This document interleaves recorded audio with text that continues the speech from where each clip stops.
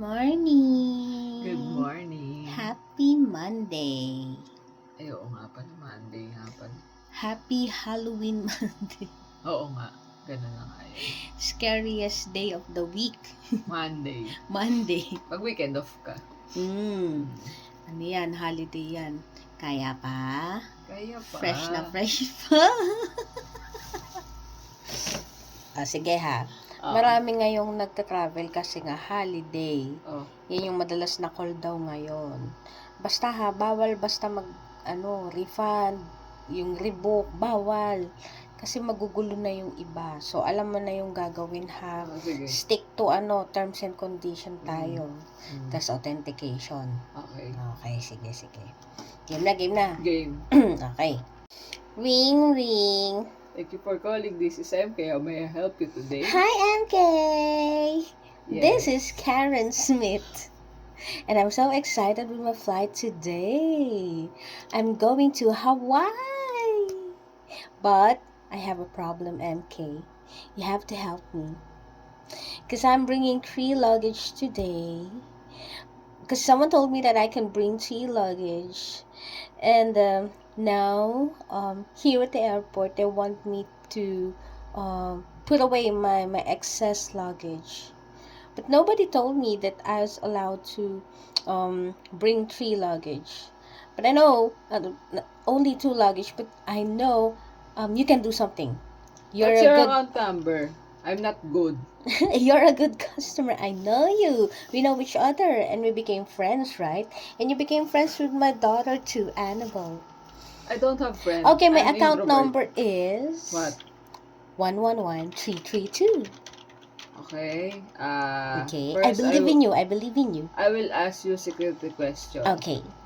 What's your first tip? You mean my pet peeve? Yes. Annabelle, my daughter. I changed my pet peeve. So, it's no longer you. I changed it a while ago online. So, we're friends, right?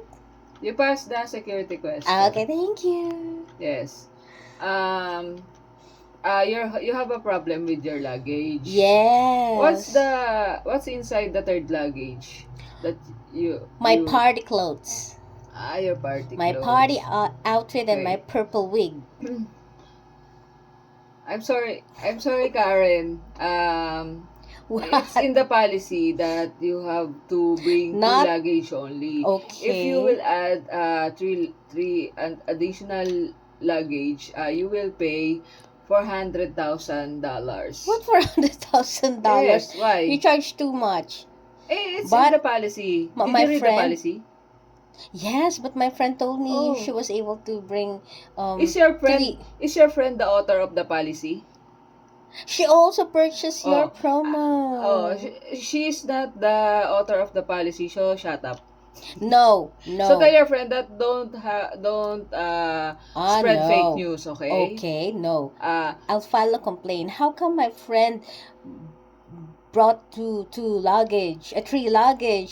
And maybe she paid $400,000, or I don't know what did she do. But in maybe the she talked policy, to a good customer service than you. Oh, you're personaling me, huh? No, I know you can do better. No, I'm not better. I will stick to the policy and stick to our friendship. We don't have friendship. You want to talk to Annabelle? We don't build anything here, Karen, huh? Your party clothes, your purple wig, your purple wig. Wear all of it when you airplane. You know, this time can I talk to your supervisor? My supervisor is on leave. No. So leave. We did not meet. But actually, my friend already told me that she talked to your supervisor. She's Marla. I think your supervisor, your friend is a... Alam mo yung kaibigan mo, napaka-intermitida nun.